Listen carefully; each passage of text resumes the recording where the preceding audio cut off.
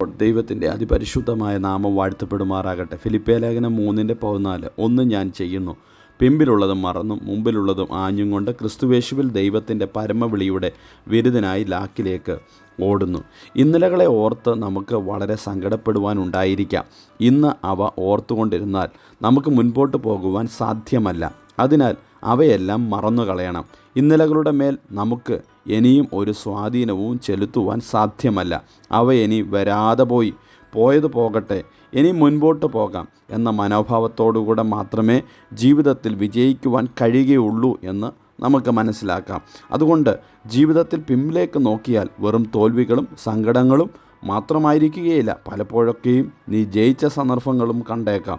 എന്നാൽ ഇന്നലത്തെ ജയം ഇന്നത്തെ വിജയത്തിന് കാരണമായി തീരുകയില്ല. ചിലർ മിസ്രൈം വിട്ടു, ചെങ്കടൽ കടന്നു, മരുഭൂമിയിലൂടെ യാത്ര ചെയ്തു, യോർദാൻ കടന്നു, അക്കരെ എത്തി. പിന്നെ അധികം മുൻപോട്ട് പോകാനായിട്ടില്ല. കനാൻ ഇനിയും അവകാശമാക്കുവാൻ കഴിഞ്ഞിട്ടില്ല. യോർദാൻ്റെ വക്കിൽ കൂടാരമടിച്ചു താമസിക്കുന്നതേ ഉള്ളൂ. നീ ഇടിച്ചു കളയേണ്ട എത്രയോ യെരിഹോ മതിലുകൾ, പിടിച്ചെടുക്കേണ്ടുന്ന എത്രയോ പട്ടണങ്ങൾ മുൻപിലുണ്ട്. അതുകൊണ്ട് കനാൻ നാട്ടിലേക്ക് യാത്ര ചെയ്യുന്ന, ക്രിസ്തീയ ജീവിതം നയിക്കുന്ന ദൈവമക്കളുടെ ജീവിതത്തിൽ മുമ്പിലുള്ളത് നോക്കിക്കൊണ്ട്, ലക്ഷ്യത്തിലേക്ക് നോക്കിക്കൊണ്ട് യാത്ര ചെയ്യുവാൻ ഈ പ്രഭാതത്തിലും കർത്താവ് നമ്മെ എല്ലാവരെയും സഹായിക്കട്ടെ. പിമ്പിലുള്ളത് മറന്ന് മുമ്പിലുള്ളതിലേക്ക് ആഞ്ഞും കൊണ്ട് ക്രിസ്തുവേശുവിലുള്ള പരമവിളിയുടെ വിരുദ്ധനായി ലാക്കിലേക്ക് ഓടുക.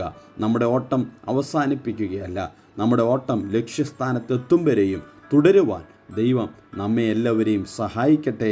ഇറങ്ങിത്തിരിച്ചവർ, ചെങ്കടൽ കടന്നവർ, മരുഭൂമിയിലൂടെ യാത്ര ചെയ്തവർ പലർക്കും കനാൻ നാട്ടിൽ എത്തപ്പെടുവാനിടയായില്ല. എന്തുകൊണ്ട്? അവരുടെ ജീവിതത്തിൽ പലതിലേക്കും ലക്ഷ്യം മാറിപ്പോകുവാനിടയായി തീർന്നതുകൊണ്ട്. അപ്രകാരമായി തീരാതെ നമ്മുടെ ലക്ഷ്യം, നമ്മുടെ കർത്താവ് യേശു ക്രിസ്തു നമുക്ക് നൽകി തന്നിരിക്കുന്ന നിത്യജീവൻ, നിത്യരാജ്യം, ആ രാജ്യത്തിലേക്ക് ലക്ഷ്യം വെച്ചുകൊണ്ട് നമുക്ക് പോകാം. കർത്താവ് അതിനായി എല്ലാവരെയും സഹായിക്കട്ടെ.